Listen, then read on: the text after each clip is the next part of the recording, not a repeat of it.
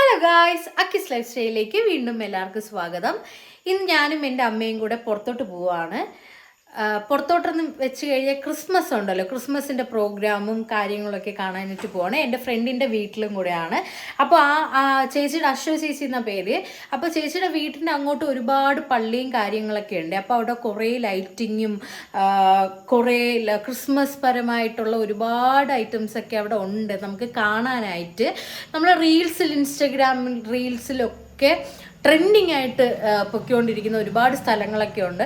അപ്പോൾ അത് ഞാനും എൻ്റെ അമ്മയും കൂടെ പോയി കാണാമെന്ന് വിചാരിച്ചു.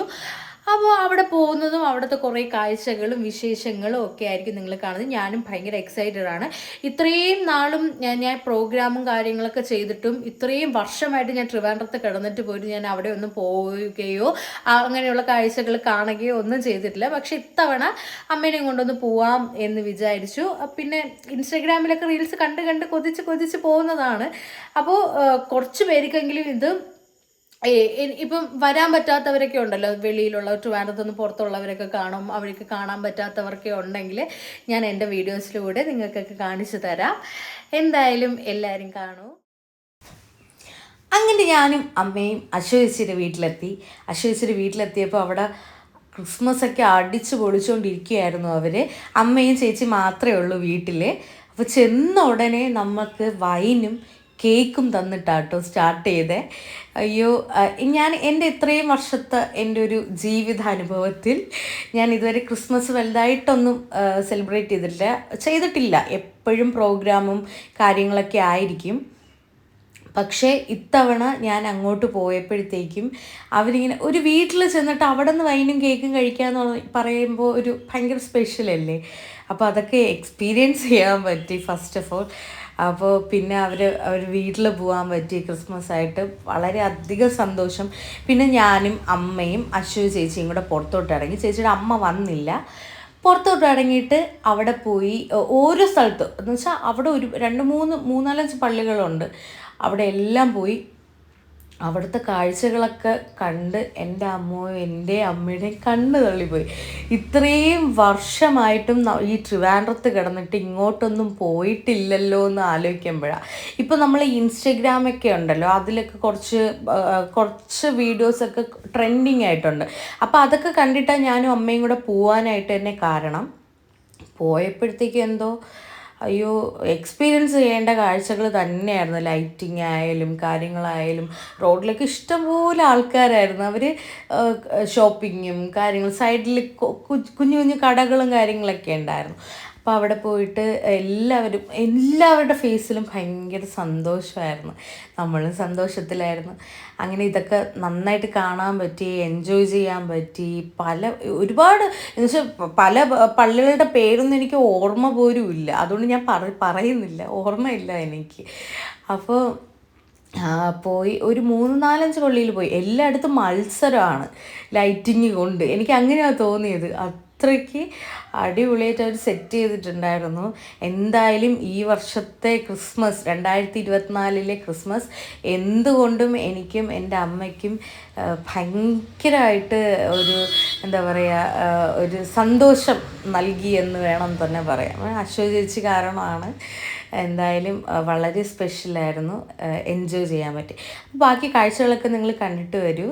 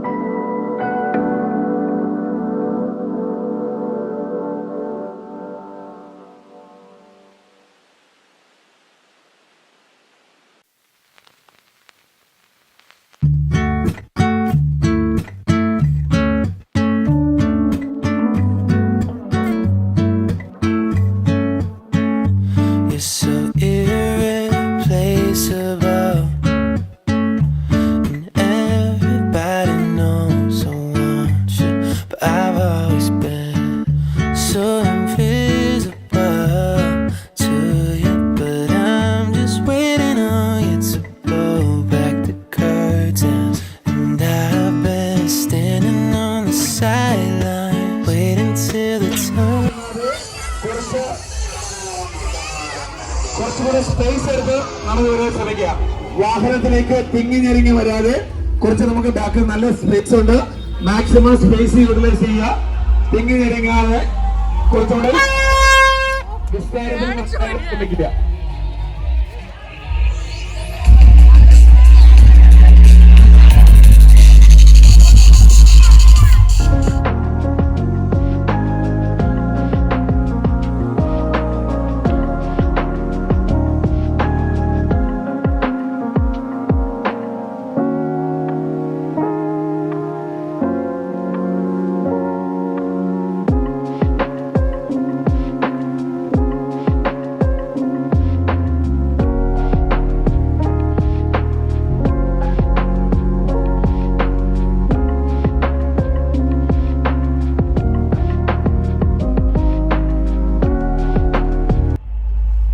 നമ്മൾ ക്രിസ്മസ് ആഘോഷവും കുറേ പള്ളികളിലെ ലൈറ്റും കാര്യങ്ങളൊക്കെ കണ്ട് നേരെ ദാ അശ്വതി ചേച്ചിയുടെ വീട്ടിലോട്ട് എത്തിയിരിക്കുകയാണ്.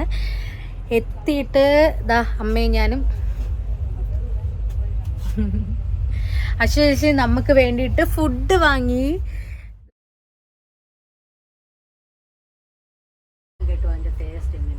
അത് അപ്പുറത്ത് ഹോട്ടലിൽ നിന്ന് വാങ്ങിച്ച ഫുഡ്.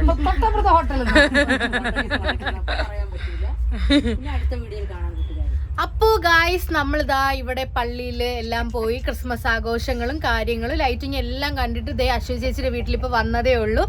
അതാണ് അശ്വതി ചേച്ചിയുടെ അമ്മ. അപ്പോൾ നമ്മളിവിടെ വന്നപ്പോഴത്തേക്കും ഭയങ്കരമായിട്ട് സന്തോഷമായി കേട്ടോ. ഞാൻ ഇത്രയും വർഷത്തിൽ എൻ്റെ ക്രിസ്മസ് ഇങ്ങനെ ഞാൻ ആഘോഷിച്ചിട്ടില്ല.